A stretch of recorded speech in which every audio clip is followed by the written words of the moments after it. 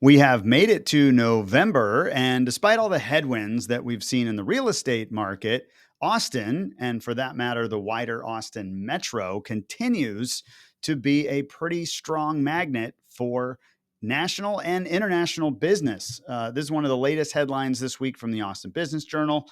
Amid a slower 2025, economic development leaders see an uptick heading into 26, and a lot of it has to do with manufacturing. So here's a couple headlines that popped up over the last week or so. So Firefly, this is a publicly traded company. If you're not familiar, they compete with companies like SpaceX and Amazon's Blue Origin.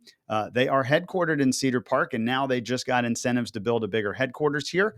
And so they are in the space race. So all the lunar landings and things that they're planning, that is what Firefly is focused on. So they are, and SpaceX is also here in Austin along with the Texas coast. So you've got the space race kind of cooking here in Austin. This was a big one. Taiwan, one of their top 500 companies is called Pegatron. I love that name. Anyways, they've acquired a Georgetown site. They're building a factory. What do they do, or what are they involved in? They're a manufacturer focused on artificial intelligence computing services. And they do it for clients like Dell and Tesla and Apple, all of who are in Austin. And so they are coming to Georgetown. Travis County commissioners, this has kind of been on and off again for a while, but there's renewed interest in having a commuter train, or at least a passenger train between Austin and San Antonio. How far apart are these cities? I think downtown to downtown, you're probably 75, 80 miles.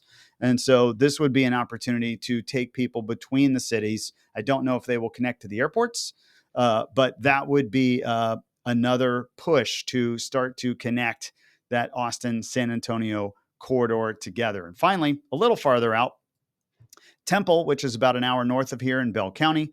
I've said this to clients for years. They're becoming a manufacturing hub. So Temple has about 100,000 people if you include Belton. They're real close to Fort Hood. So you have a lot of military and people coming out of the military looking for jobs. So Temple has huge HEB and Walmart distribution centers. They're a healthcare network area. Scott and White Hospital's headquartered up there. And now they're continuing to see manufacturing growth. So CPG is consumer packaged goods. So think bottles, cans, snack foods, all that stuff. This is where they put it all together. And this article was actually talking about a specific company, Sojo Industries. Basically, if you have canned goods and you want to make variety packs, these robots can shuffle your drinks and make the variety packs in seconds, kind of thing. And then they can ship it off to all the big cities in Texas. So anyways, keep an eye on markets like Temple as well. All right, let's take a look at the real estate market. So we have hit November. We got 2 months left. We are seeing supply finally really come down. That is because of the time of year more than any. I think we are in the peak contract writing last few weeks of the year. If you want to close before the end of the year, odds are you're going to be writing an offer before Thanksgiving so that you can close in December. So anyways, we're going to see that. And then you also have, and in my bucket, you're going to have some clients who want real estate for some tax benefits before the end of the year as well.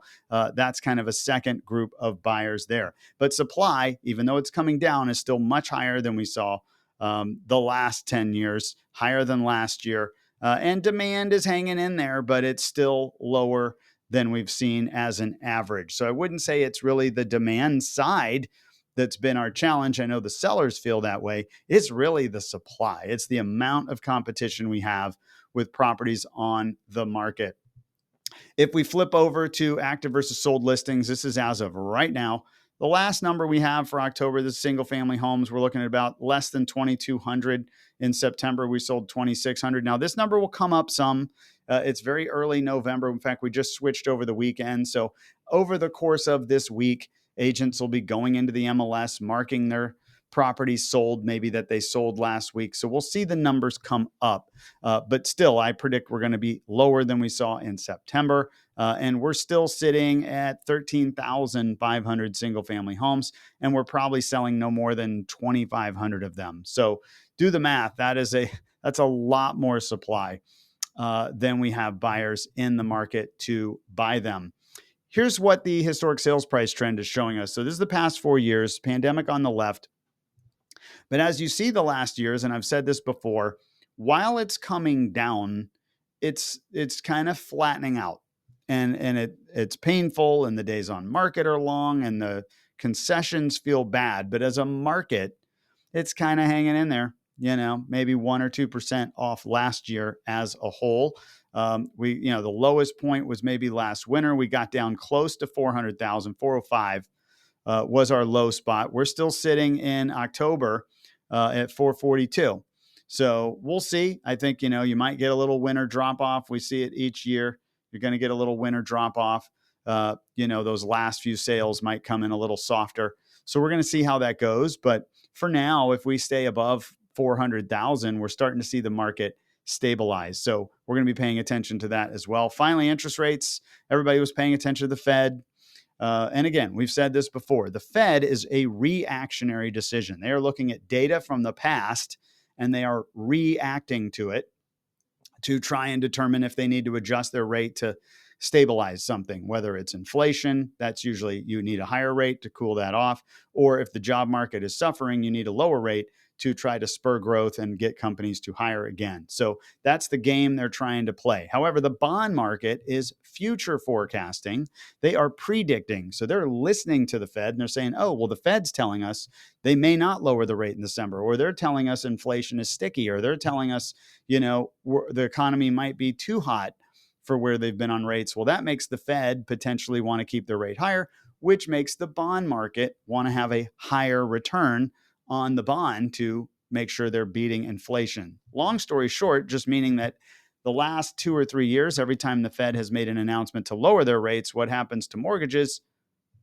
They actually go up right here. So Fed announcement, this was pre-Fed announcement. They were baking in the fact the Fed was going to lower their rate, but then Jerome Powell opens his mouth, reads their statements. And again, it's not just his decision, it's the entire Federal Open Market Committee, but basically says, hey, we're not sure we're going to lower the rate in December. We think inflation's a little stickier than we thought. Boom, that makes the bond market want more return, and that makes the mortgages bounce up a little bit. So they're still not terrible. I think we're looking at rates much better than we had before. If I go back to, maybe May of this year, look at that. I mean, we were at almost 7.1% back in May.